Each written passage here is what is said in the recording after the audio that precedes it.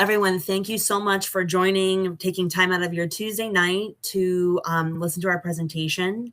And, I think we are really excited to just talk to you about the amendment, the ballot question deception, and that ways that you can get active in your community now, leading up to early voting, to let everyone know about why we need to vote no on this amendment.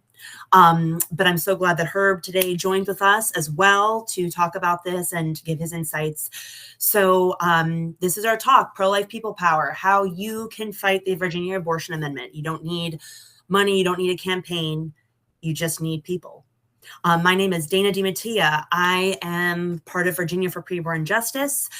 My co-founder, Thomas Hill, is not available this evening, but he's standing there in that picture next to me.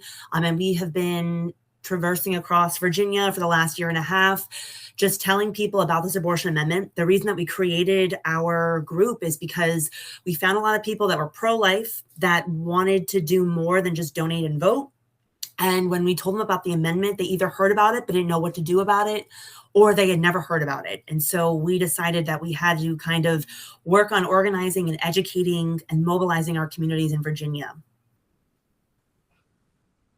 I am Herb Garrity. I work with Secular Pro-Life. We are a single-issue anti-abortion organization run by atheists, though we are not exclusively for atheists. We welcome anyone into our coalition working to end abortion. And in particular, this year, we are very concerned about a couple of ballot initiatives on the ballot in a few states, including Virginia. So we are very happy to partner with Dana and Thomas and everyone at Virginia for Preborn Justice to talk about how we can fight back. And in particular, I'm going to help with some of the dialogue tips around how to engage with people on this issue. So we will get into that as we go. All right. All right, so the reason that we're doing this presentation is because when Thomas and I did a lot of research about how do we get everyone moving and activated against the amendment, what we found, we have some research here from the Dimitri Institute for Pro-Life Advancement. They did exit polling in 2023 and 2024 after the first abortion amendments were being passed. And they were trying to ask people what got people to get to the polls and vote no against the abortion amendments in these states. And what they found overall is that they were encouraged, or they got their information from a friend or social media or their church service. So what we're finding is that it's what we're getting from our community, personal touch, actual engagement that's informing us about the amendment. And so this is why it's really important what you need to do after this presentation. So first, we're going to talk about the current Virginia law. There's a lot of misinformation about what this amendment will do, and we'll get into that. But it is important to know what the law actually says now and what is possible to be changed. So Dana, break us down current abortion law in Virginia. Yes. All right, so we just want to let you know, Virginia has pretty lax abortion laws already. You can have a first trimester abortion for any reason without any restrictions. You can have a second trimester abortion up to the end of the second trimester, as long as it's provided in a hospital for any reason. And you can have a third trimester abortion, so an abortion up until birth, if it's approved by 3 physicians, it's provided in a hospital, and medical services are available if the infant is born alive during the procedure. We also have a parental consent clause. So minors that are obtaining abortions, they need to have a guardian or a parent joining them. They can't go in this alone.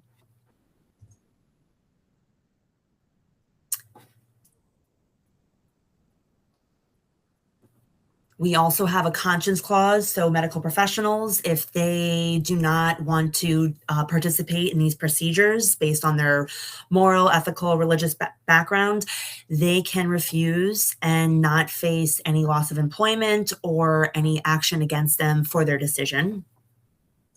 Finally, and this is the big one. And we bring this up because when we are telling people about the amendment, a lot of people think that if we don't vote yes on this, women are going to die in the gurneys.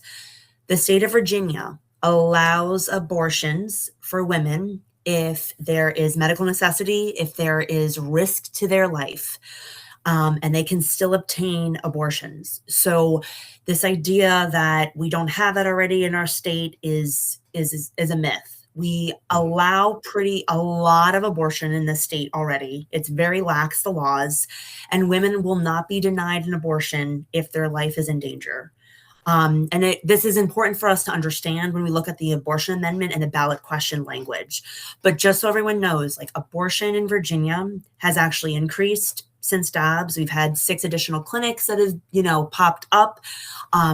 We've had abortions overall increase since Dobbs. So this idea that we're being denied abortion care in Virginia, or that women won't get the access that they need, is just not true. All right, let's move on to the amendment itself. Dana, again, I'm going to ask for your help to break down this amendment.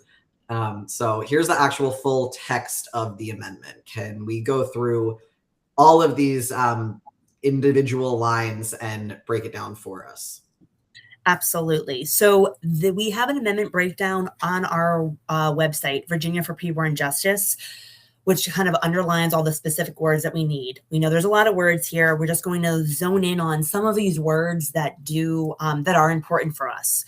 So a big word that pops up is every individual having the right to abortion, which means anyone, any age, at any time, right, for any reason. And then abortion care, abortion throughout all 3 trimesters.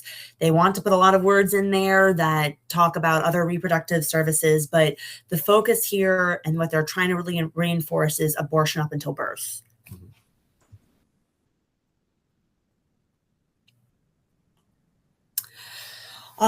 We, again, also, because they want abortion up until birth, instead of relying or needing 3 physicians, it will only need 1 doctor, which could be the abortionist, to approve the abortion.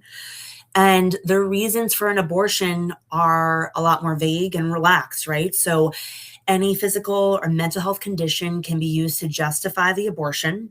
And it's also that infants that could be born alive during these procedures, they have potential for not receiving the medical treatment or care that they would normally get based on the current Virginia law in that 3rd trimester clause, where it has to be performed in a hospital and the infants need the care.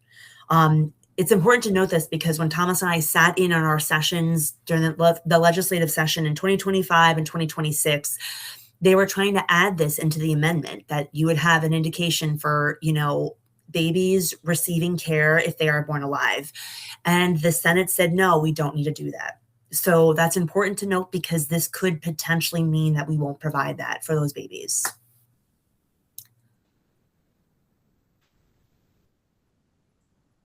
All right, and what's our next slide? All right, so also too, not discriminating against anyone that's trying to protect or enforce this right. So anyone that is seen as a deterrent to the abortion industry complex, or whether that's sidewalk counselors, doctors, trying to say, let's wait a little bit, it all is in favor towards the abortion industry and anything that we do that might seem as we're denying a right can be deemed as we are hindering or impeding people's access to reproductive health.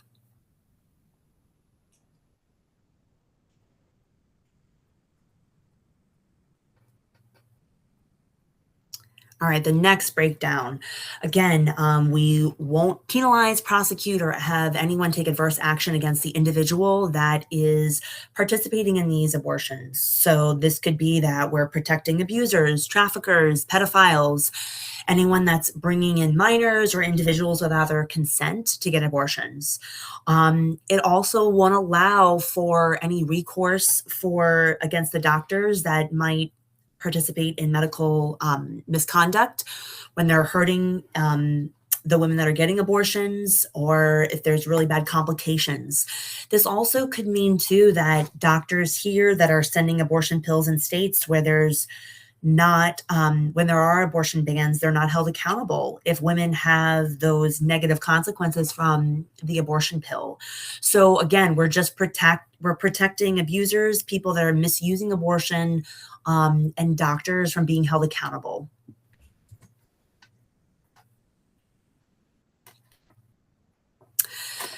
And this part is important here. So we want to know too about the compelling state interests. So only the life of the mother is taken into consideration when we talk about what a compelling state interest is. So not the life of the baby. So whatever she says goes. If any physical or mental health condition she thinks is necessary to have the abortion, she can obtain that.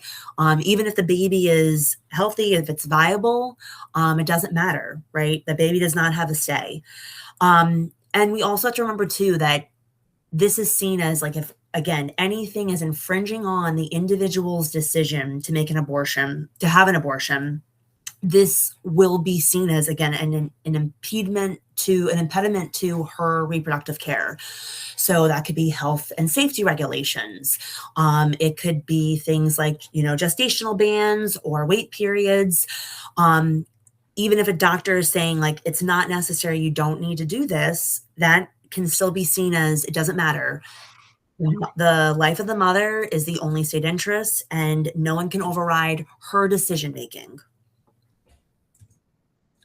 All right, let's move on to the ballot question itself. So that was what the actual amendment is that people will be voting on, but they won't have the full text of that amendment. They certainly won't have a breakdown of every point of it. So let's go through the 3 points that the ballot actually will show to voters on election day.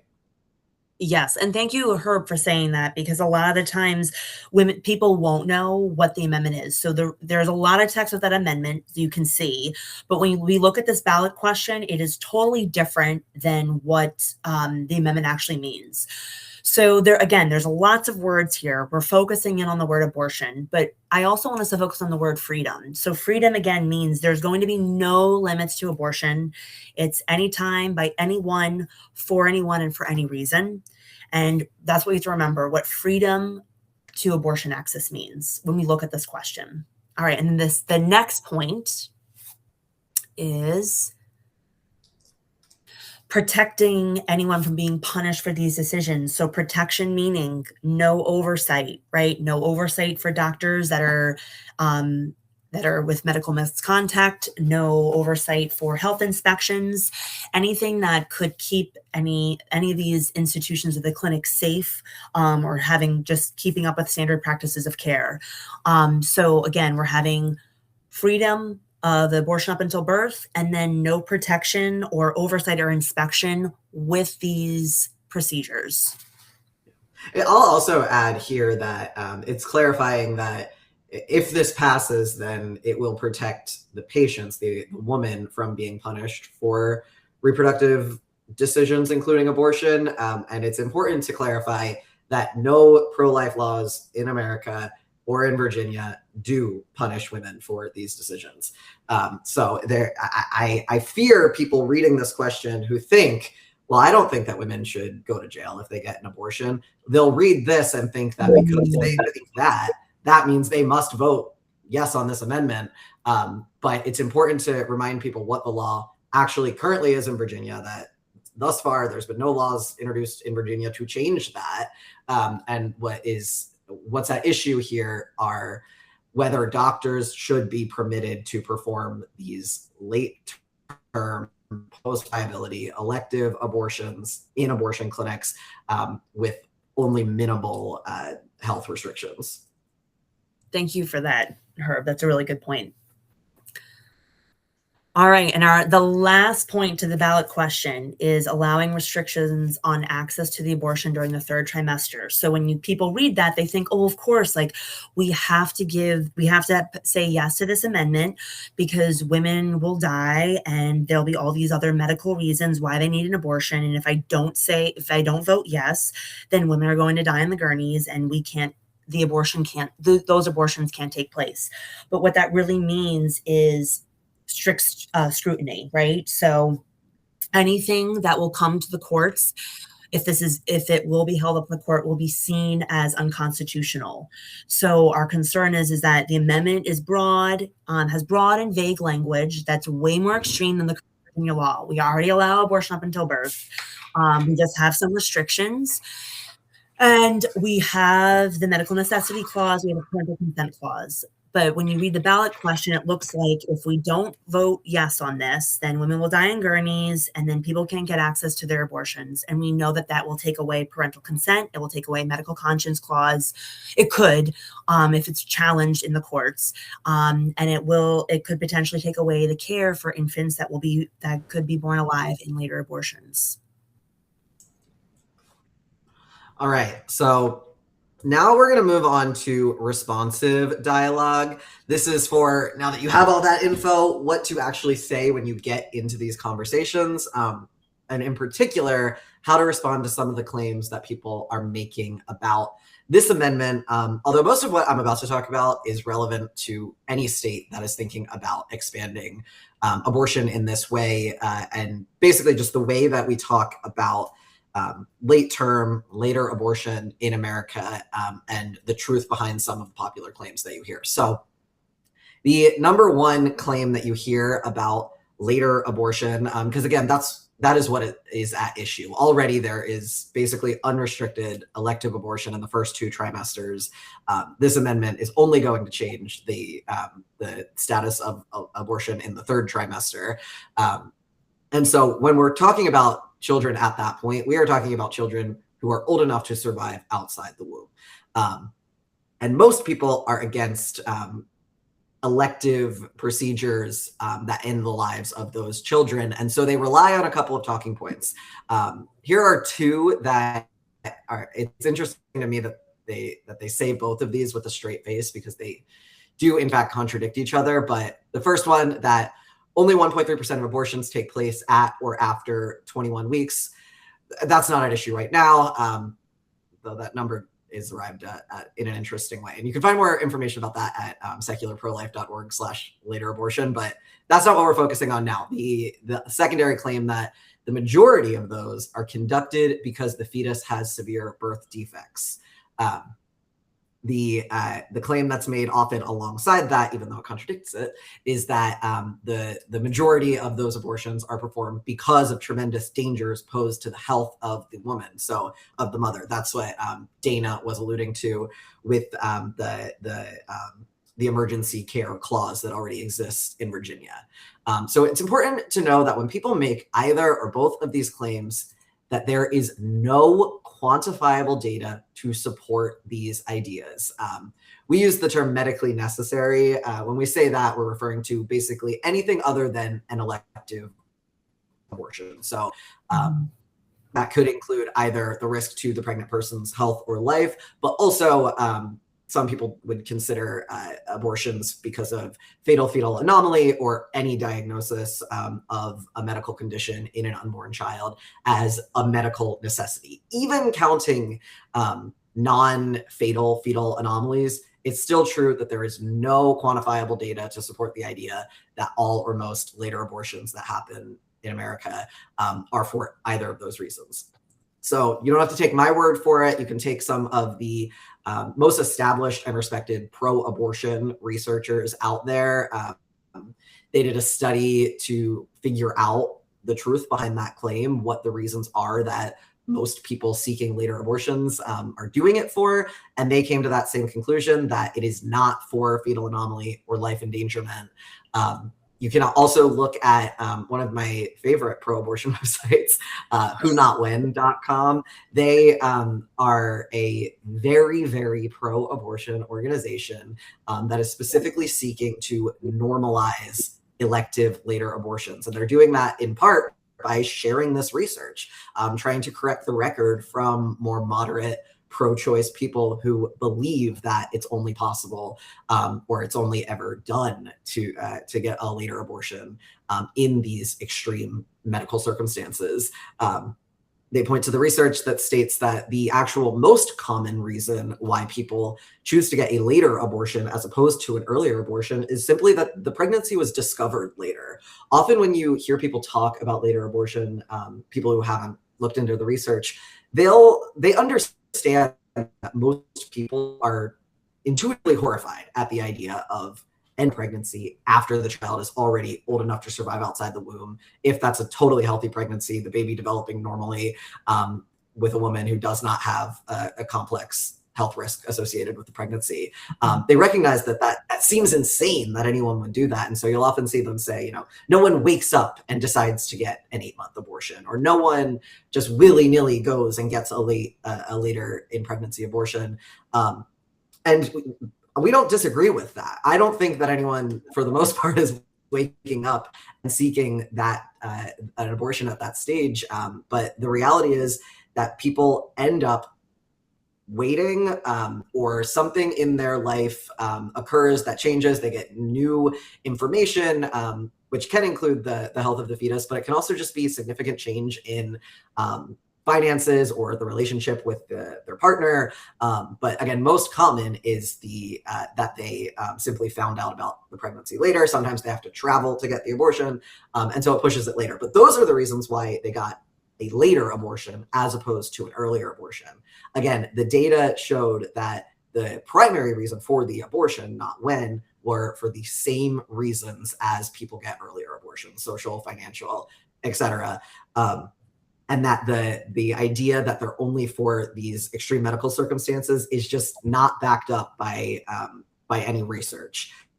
We also have some raw numbers from states that do allow post-viability abortions. And one such example is Arizona. These are the numbers from 2012 to 2015, but the more recent numbers show about the same percentage. This is looking at of abortions after 21 weeks. What is the recorded reason for them? And you can see 80% are elective. You will see fetal medical conditions and maternal medical conditions as a higher percentage than in the majority of first or second trimester abortions, or first trimester abortions. However, what we're looking at here is that the majority are being done not in these circumstances, meaning that if Virginia is to pass this, we will start to see these numbers reflected in Virginia. It's not going to be exclusively for medical conditions that we would consider extreme. It's for any mental or physical health condition, and we know that all pregnancies have some impact on a woman's mental and physical health. So it allows for abortion in essentially any reason, and it just takes one doctor, the abortionist, to make that call. So the takeaways here are that, again, there is no data. I think that when we talk about abortion, we'll talk about this more later, that the truth matters, but we can still communicate it in compassionate ways. But we shouldn't allow them to completely control the narrative when what they're saying is just not based in fact. So I think that having that data on hand to be able to show people, listen, if you oppose elective post-viability later abortion, and the only way that you're able to justify it to yourself is because you think that it would only happen in these circumstances that you might be more compassionate towards, that's not a reason to support this amendment, because that is not what is reflected in the data. And that these abortions are happening for the majority of the time for the same reasons as early abortions. Dana, do you have anything to add on that? No, I think you hit the nail on the head with that. And I think too, we'll talk more about it later, but talking about later abortion with people that are even pro-choice, it does sit with them in a different way. And most of them aren't okay with that. So especially when you give real stories or accounting, like whether it's talking about the Justice for the 5 babies, it actually really wakes them up to say, oh gosh, no, I don't want that. So I think, again, going back to babies that are seen as babies, recognized as babies, and then just talking about them being dismembered, really it pushes them away more towards saying about like having some second thoughts about what this amendment would mean. Yeah. All right, moving on to the next claim. We've already talked about this at length, but that Without this amendment, we're seeing women dying on gurneys because doctors are afraid to perform life-saving abortion care for people who are dying and will not be able to survive. So this claim is particularly frustrating because there are, you've probably seen in the media, particularly ProPublica, citing instances where women were potentially denied care or given substandard care while they were pregnant, and it led to negative outcomes up into including death. However, at Secular Pro-Life, we have looked into all of these stories, and thus far we have not found a single one where, from an objective lens, these negative outcomes have been the fault of pro-life laws. There's always instances of pretty severe medical malpractice, misinterpretations of the law. Sometimes there's rhetoric about these laws that that women cannot be given care during their pregnancy, even if that care would result in the death of their unborn child. That's not true. No pro-life laws say that. And it's really, really dangerous to keep propagating that myth because it's not the case. And in particular, also I'll say that this is a screenshot from Secular Pro-Life's website. If you go on our denial of care archives, you can find that under our blog, and then click denial of care or debunking. You'll find all of our deep dives into all of these cases that lay out, the truth behind what actually happened. And in none, it's been that pregnancy, intervention in pregnancies to save a woman's life has been in some way criminalized or disallowed by the law. But when we're talking about this amendment in particular, it is, again, important to acknowledge Virginia's current law, which is that in medical emergencies, women can receive an abortion in any trimester without meeting the usual regulations. So again, typically to receive a third trimester abortion, you would need 3 doctors' approval saying that, yes, this pregnancy threatens your health. If one doctor determines that this is a medical emergency, that goes out the window, and they can do anything they need to do to protect that woman's life, up into including late-term abortions. I do also want to add as well that some of these stories that we're seeing on ProPublica, it's also because if the women were taking the abortion pills at home, they were told that if you have to go to the hospital, don't tell them that you took these abortion pills. So on top of just medical mismanagement that happens anyway in the hospital system, they don't have all the information. So it's a lot more complicated than just what ProPublica is saying. And just reinforcing again that mistakes happen in healthcare. It's just getting a lot more attention because they're trying to fit, this narrative about just our healthcare system is fantastic, except when it comes to abortion bans, and that's just not true. All right, moving on to proactive dialogue. Dana. All right. Okay, so this I know is a kind of a hot topic. I know there are some groups that are trying to say that the research is showing that in order to move the needle and to have people to vote no on the amendment, we have to talk about women's safety and health. And I'm not saying that that's not part of it. But actually, what we are finding in these other states where the abortion amendment passed, and again, in exit polling with the Dimitri Pro-Life Institute they said that we need to talk about abortion. Actually, just today, SBA came out and said that actually talking about the extreme nature, abortion extremism, moves the pro-life sentiment in our favor. So we need to talk about abortion. It's not just, we can't beat around the bush with this. We have to really talk about what the true nature and what this means if people are voting yes. And obviously, and Herb said this as well, we lead with compassion. We know it's a heavy subject. We know that, women have a hard time even talking about any type of abortion if they've had miscarriage. But this amendment will mean third trimester dismemberment. It can mean babies being born alive, and then also fetal organ harvesting, right? So we're seeing that as well. So this is really intense. This is really a grave issue. And we need to lead with that, talk about it. And we can't talk, just around it. Yeah. So specifically, I think that, again, like Dana said, we need to focus on later abortion.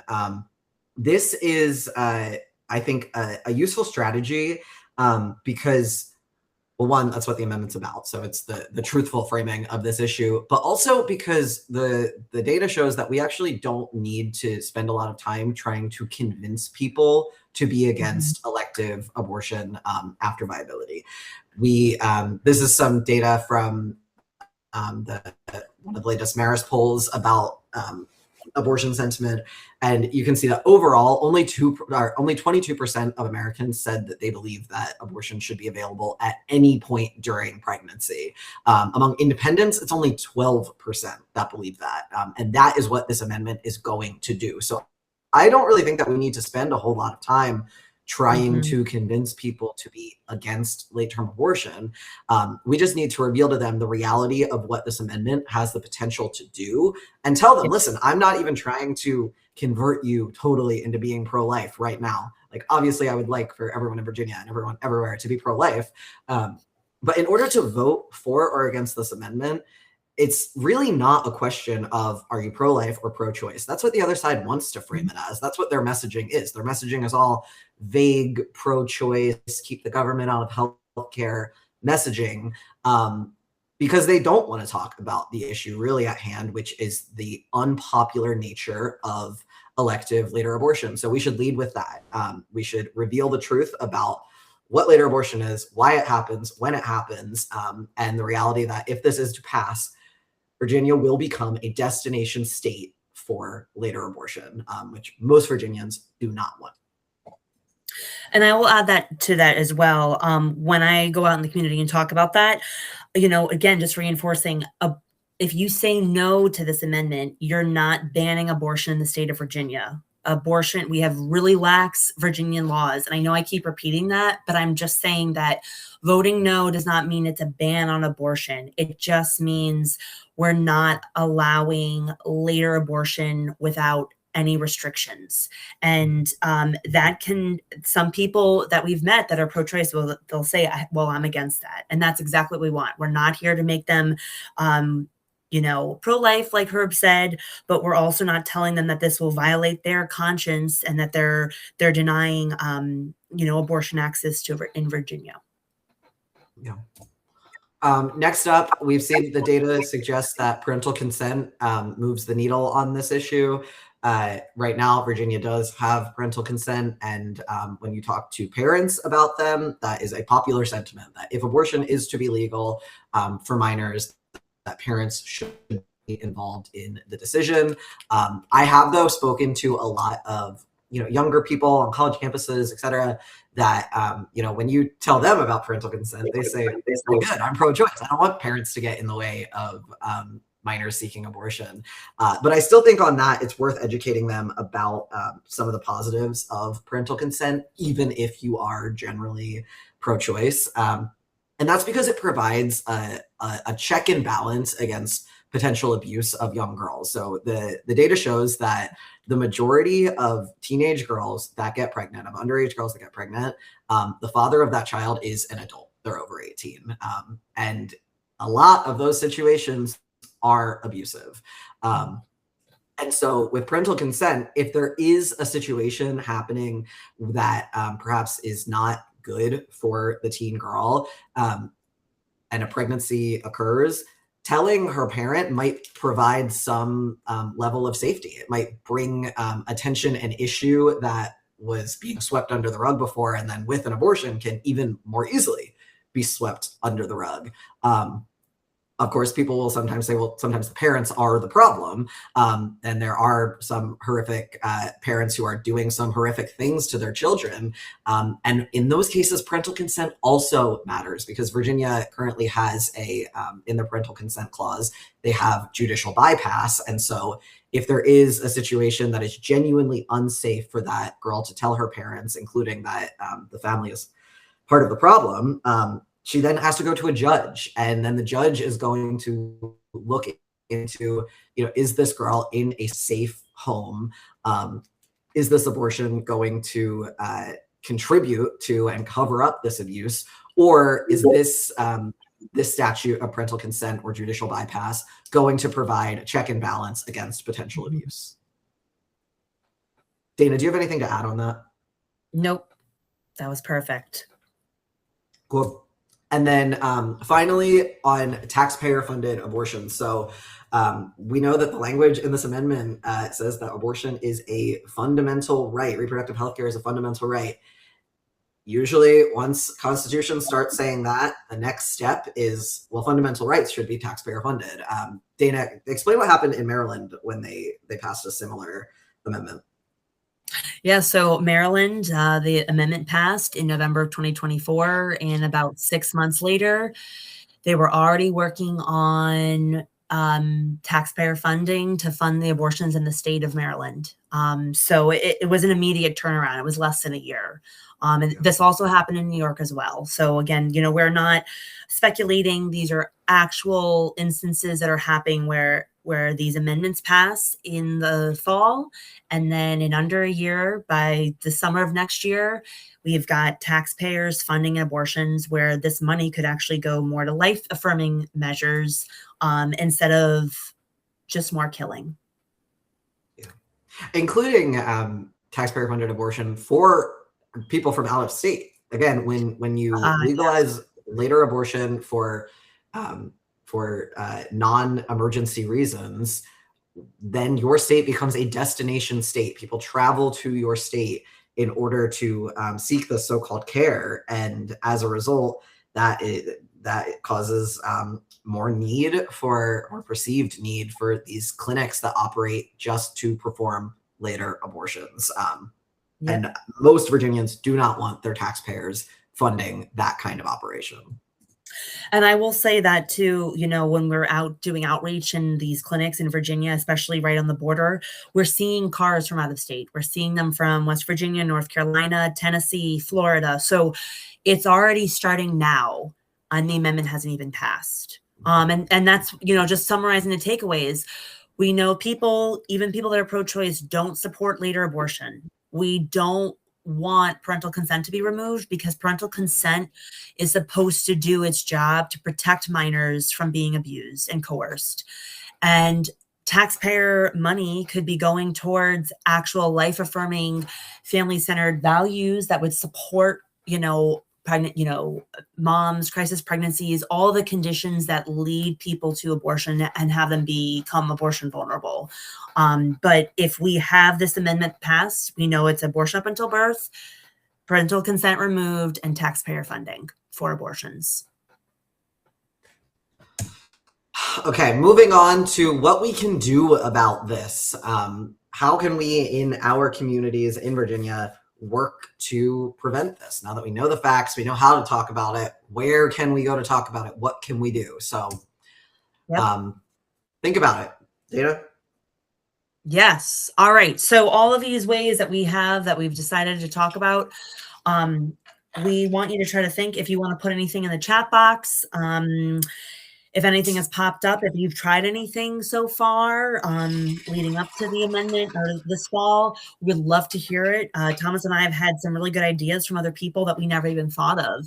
And it's just great to get those ideas in those spaces where you can make an impact and just educate people about what this amendment means.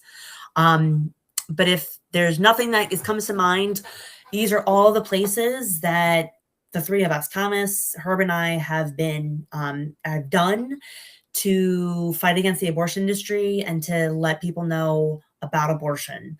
And we'll walk you through each one. College campuses. All right. So this one is actually pretty straightforward. It can be nerve-wracking. I've done it in different spaces, but once you get out there and do it and you just kind of get in your groove, it's not that bad. Most campuses have a free public space where you can go, you can have signs, you can have literature, and you pass it out to the students walking by to their classes, walking in through lunch. And lots of times you actually have probably the most engagement with individuals in these spaces. They actually want to talk about it. They might debate it again. You might not change their mind, but you're planting seeds and you're encouraging people a train of thought so that they know that not everyone is just pro-choice, not everyone is for the abortion industry. And it's good to challenge this space, especially since I think that there's a lot of pro-choice influence here. Mhm. Have you had any experience, Herb, with these in that college campuses, or anything you want to add? Yeah, I would say everyone should be out doing this, but this goes doubly for our non-traditional pro-lifers. I think that there is a perception of people who are anti-abortion, whether it's true or not, it's mostly not, but that a stereotype that an anti-abortion pro-life person is an old conservative straight Christian white man, and that idea is very prevalent among college campuses, especially Yes. in more liberal dominated areas. And I think that the more of us who don't fit that stereotype, whether you're someone like me who is an atheist, or if you are a member of the LGBT community, or even if you're just a young woman, sometimes that is enough to kind of pique people's interest. That you're not what they expect to hear anti-abortion messaging coming from. And so if you, if you're an old conservative Christian white guy, like, I want you out there too. I want you doing this, but especially on college campuses, if you don't fall into that stereotype, that's where you can be one of the most useful advocates to get people, maybe again, not necessarily to turn them pro-life right there in that moment, but to get them to reconsider it, and at least to be able to see some representation that pro-life isn't necessarily, this anti-woman Christiano-fascist position, but that it's the human rights position that it is. Yep. Next up, pregnant and parenting support.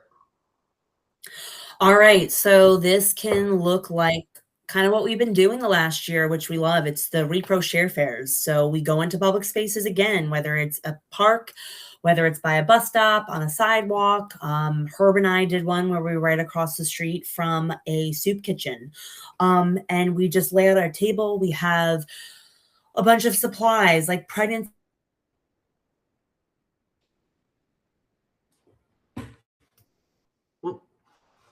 I no longer hear Dana. foods.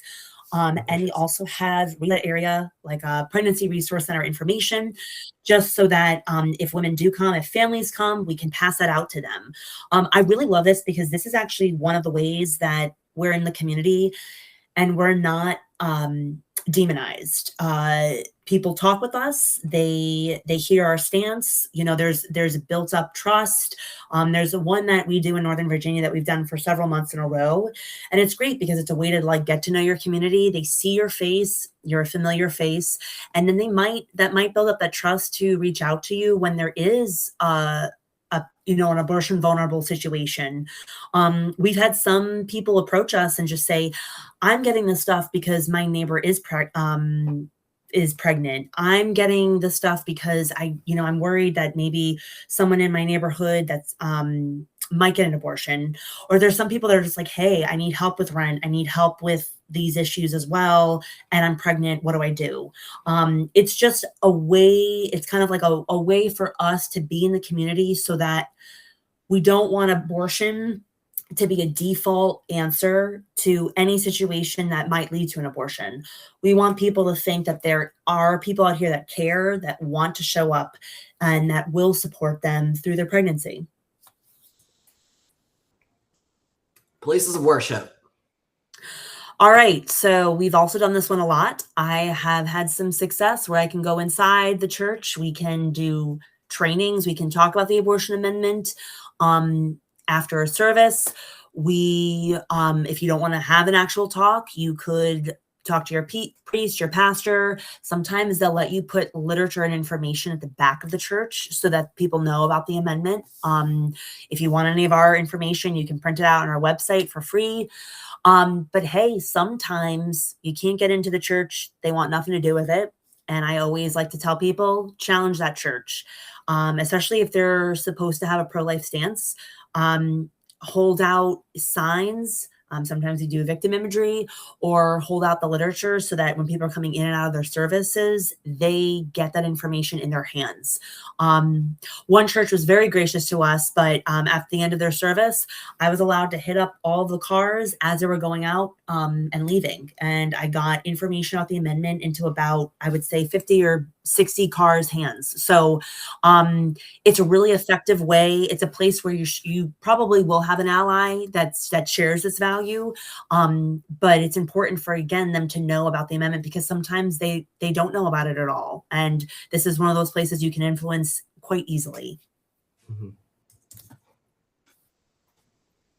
Community spaces and events. All right, you want to take this one, Herb? Yeah, I mean, my thinking for this one is that we just want to be everywhere that the other side is going to be.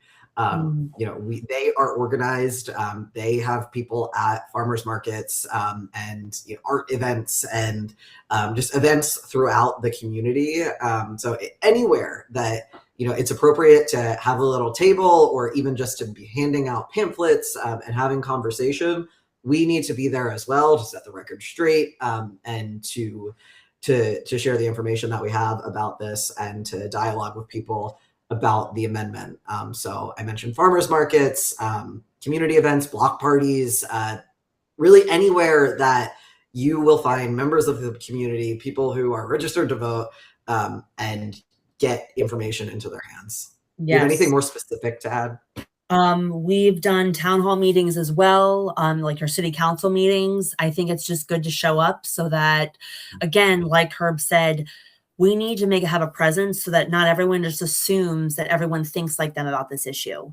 If you show up more, it gives the message that not everyone thinks the same about this, but then two, it also emboldens, you might have neighbors or community members that just didn't feel comfortable saying this out loud or sharing the sentiment. But if they see more of you in these spaces, they might also be encouraged to then talk about it or maybe come out with you.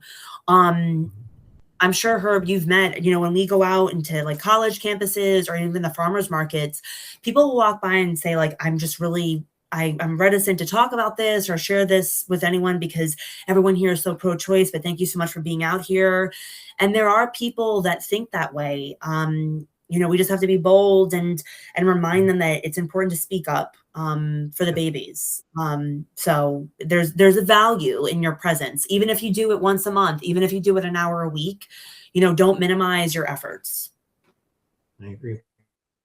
That actually quickly into the next one, which is culture jamming. So, we've gone over all the dialogue tips for this, and I really hope that you do have conversations in your community. But if you are an introvert and you really do not want to have these conversations face to face, or you don't have time to, everyone has time for culture jamming. So this is getting that message out there via literature or stickering or sidewalk chalking. Basically anywhere that you can.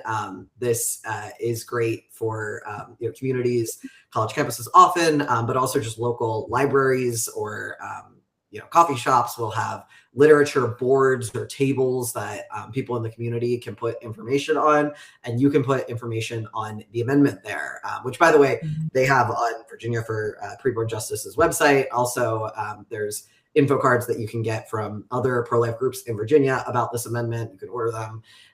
You can print them yourself or get them from the campaigners and just flyer your neighborhood, flyer around.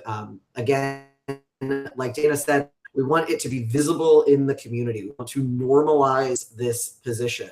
And again, because the other side is doing it, you're going to see everywhere the idea that this is just passing this amendment is the normal thing that people of goodwill, people who support women's rights are going to do. And we need to push back against this messaging that no, here in Virginia, we're pro-life. We do not want abortion, late-term abortion, to be part of our Constitution. And we are going to put that message out anywhere that we can get it visible. Do you have any other ideas, Dana, for where they can do that kind of thing?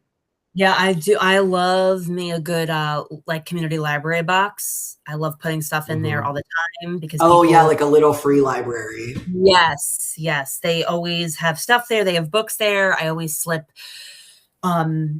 resources in there or just information about the amendment. And also too, I know Secular Pro Life shared a story. Don't minimize like what Sidewalk Chalk can do, because people walk by and see that, and that can change their mind about abortion, or they see a resource and they just think, okay, well, maybe that was a sign, and they go to abortionpillreversal.com or they go to herplan.org. Um,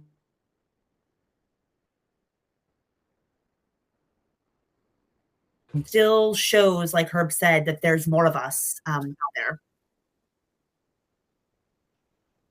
All right, next up, social media.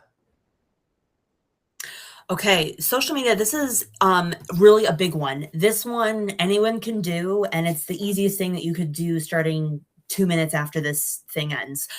Just, go on social media, either repost one of our posts about the amendment breakdown, about the ballot.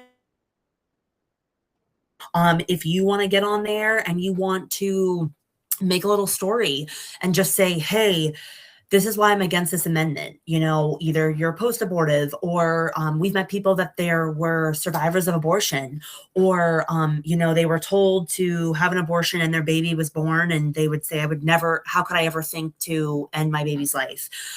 These stories have value, they have weight. We also have Substack, where if people want to write for us, we have a lot of people, some doctors, some community members. I know Melissa that's on here, she wrote for us. She did a great post with Hayden about, why you can vote yes on the gay marriage amendment, but why you should vote no on this amendment. It's really important to have the spectrum of people talking about this. I also think too, the reason we're emphasizing this is because, like Herb has said, the other side is doing this for this abortion campaign. They are having people write op-eds. They are having people write their own stories. They're doing all of this as well, because they know that social media is a way to get information out to the masses. So post, share, write, make a video, all of that. You can do that easily, and takes 30 to 60 seconds. Yeah, yeah. I want to encourage everyone to think of themselves as an influencer. That doesn't mean that you need, thousands or millions of followers, but you do have influence. The data from past elections about abortion have shown that people's minds get changed from their social media, and that's not just necessarily because Olivia Rodrigo posted a pro-choice message. That people are listening to what their friends, family members have to say about this, and you can influence the people in your community. It doesn't matter if your post doesn't get 1,000 shares. If it gets 3 likes from people who are on the fence, that's actually better than 1,000 shares to a pro-life audience. So Yep. I really, really hope that everyone feels encouraged to be brave, even if you're afraid that your pro-choice aunt is going to comment something nasty on it. It's still worth doing. You're going to Yes. reach the people who do not think the way that you do, and that's who we're trying to reach. We're trying to reveal to them the truth about this amendment, and you can do that by sharing individually. And Herb, you've had personal stories yourself where your post changed people's minds. Isn't that correct? Yeah. Oh, yeah. Oh my gosh. So I know that. My whole adult life, I've been like arguing with people about abortion, in person and online, and I've been told by people like years later who I never even talked to about abortion that they're like reluctantly pro-life now because I shared the right videos, and they're like, "Gosh, I'm pro-life, fine," which I'm always happy to see, because that's how I was. I was a reluctant pro-lifer when I learned Yeah. the truth about abortion. But and my favorite story is one person who I never once talked about abortion with, someone who I really wasn't even close with, someone who I was friends with in college, kind of knew, but we were friends on social media, and we never talked about abortion. I knew he was pro-choice. He shared like general, pro-choice stuff on social media. And years later, after I had not spoken to him for a long time, he messaged me and said, "Listen, I don't really agree with all that stuff that you do, but I got someone pregnant, and what would you say if you wanted her to keep the baby?" And so I jumped into gear and I sent him all the information about the local pregnancy centers and how there was a community who was willing to help both of them. And she ended up choosing life. It turned out that there were actually twins. And so there are 2 babies alive because I was sharing annoying pro-life stuff on social media. There we go. And of course, I don't, it wasn't actually because of that. I can't take full credit. Because really, it was her who was brave and chose life in a difficult circumstance. So that's awesome that he was willing to step up and that she was willing to take that help that was offered. But he only knew to reach out to me because he knew I was involved in these programs to help pregnant women, and that I was pro-life, and that I could connect her to those services. And so if I just was privately pro-life and I never talked about it with anyone and never shared about it on social media, he wouldn't have known to come to me. And I don't know if he would have known where to find those resources. So that's one reason that you should be sharing on social media. Yes. Very good story. All right. Abortion facilities. Okay. So this one, I think if people have been doing this, I think this is the go-to for pro-lifers. Obviously you're there to, counsel to anyone that's going inside the clinic, giving them resources. But what is also great about this is that you can also reach out to people driving by. There's lots of clinics that are just right on these main roads. You can hold a sign that says vote no on question 1. You could hold signs that have the resources. So even people that may not be going to the clinic that day, they see this and they see this information, that they see that we're out there. They see the resources. It gives you lots of opportunities if you would like to talk to people that are walking by and, why are you out there at the abortion facility that day? But then also, we're also out here too, because did you hear about what's happening in Virginia? And sometimes depending on the neighborhood, there might be sentiment where people didn't want that clinic, that facility there. And then you could also tell them, hey, remember to vote no this fall, because it will provide protections for this facility to for more extreme abortion, or they won't be held to the standards that they should be held to, because the amendment language is very vague and broad. So it's just another way to be in the community and educate them about why we need to be out here, because babies are dying here, but then also you have to start with voting no, but you just don't end there as well. Anything else? No, just, do this year round. Not just for the election, but this is, I think, one of the most impactful things you can do in your community to be pro-life. Yep. All right, last one, political processes. Unfortunately, this is no longer relevant in terms of this amendment. Dana Thomas and others in Virginia did a lot of work before this made it to the ballot to try to prevent that. But that doesn't mean that we are done dealing with the political processes. No, I agree. And I think, too, we will have to find some other avenues where we can access some political influence. And I'm not talking about just legislation, but it's you showing up to your, city council meetings. And then maybe do you reach out and ask about, like, what are the zoning laws? Are these clinics staying up to date with, their licensure, their procedures and protocols, so that, yes, okay, fine, they're there, but can we make some of these spaces, these cities, these areas really difficult for abortion facilities to enter in their space? Or also, can we crack down on them and that they can't get away with just being so lax and about their own guidelines? So I still think it's important to have relationship with your, the city attorney, your councils, then, so that when there are concerns and issues that are we seeing lots of ambulances outside these abortion facilities? Can we reach out to them? Can they look into this? I think there's other ways we can be creative with that as well. Yeah. I'll also say that the being active in council meetings and contacting your legislators and even unelected officials that might have some sway. For a lot of people, that's really far outside their comfort zone. It feels like, kind of high barrier to entry. Like, I got to put a suit on and I got to go to Richmond.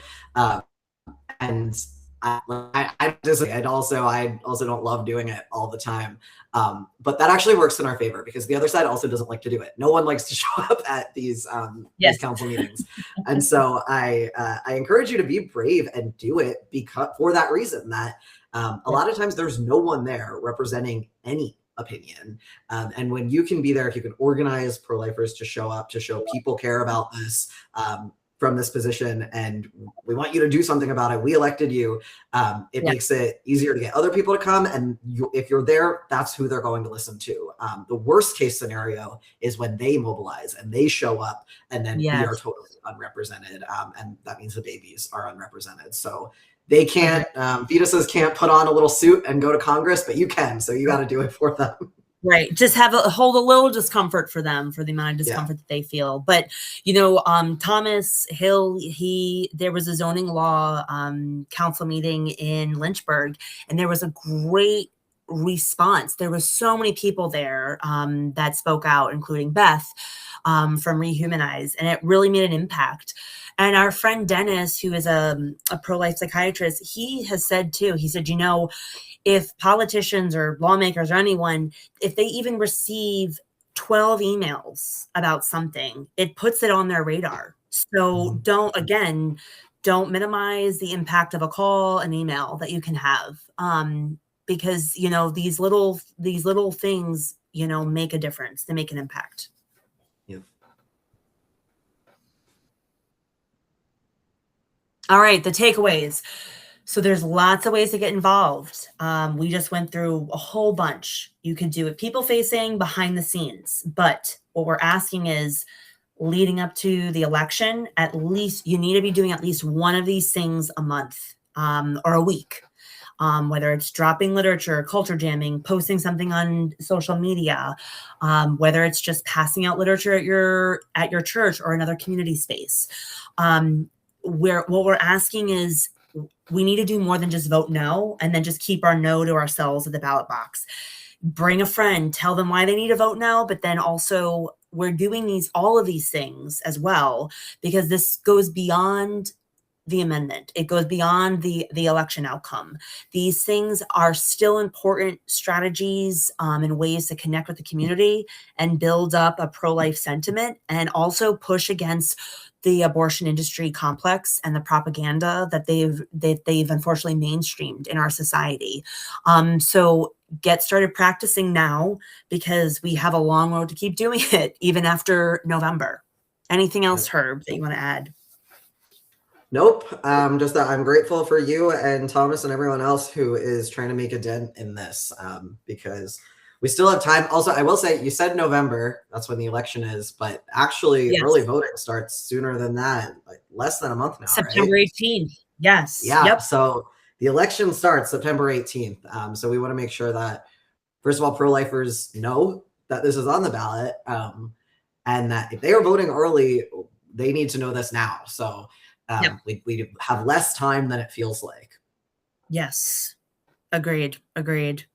And thank you, Herb, as well, for your insights, for partnering with us and working with us. So, all right. Any questions? We know that was a lot of information. I see Melissa here made a comment about Yik Yak. I've never heard of that. Talking about confusing people being pro-life and having blue hair. Yeah, there we go. I think Herb said it best. Like, it's pro-life isn't just a thought, or doesn't belong to one party or one type of person. It's a human rights, abortion is a human rights violation, and everyone should be up in arms about this. Mm-hmm. All right. Any other questions? When I worked at Rehumanize International, we used to put it as, because that's consistent life ethic organization. So they're against killing any human being, whether they're in the womb or not. And we would phrase it as, we are every human standing for every human. Like, we want every single type of person whatever you believe about taxes or gun control or any other issue, we want you standing for the basic belief that every human being deserves human rights. So Yes. whether you have natural colored hair or blue hair like Melissa, we are happy to have you on board. Yes, absolutely. Absolutely. Couldn't have said it any better. So thank you everyone for those that joined us tonight. Thank you for putting up with our technology issues. I have no idea what happened to me. I froze and then I went dark. But thank you for still listening in, and we really appreciate you. Share this information. Again, check out virginiaforprebornjustice.com, print out the half sheets, pass them out in your community. Go to find us on social media. We're on Instagram. Repost our stuff. Share it to your stories. Do that starting tomorrow. Agree. And you can find me at Secular Pro-Life on, including Substack, on social media. Yes. But if you don't follow Secular Pro-Life on Substack, you should. So yeah, thank you. I think we're good. All right. Thank you, everyone. Have a great night.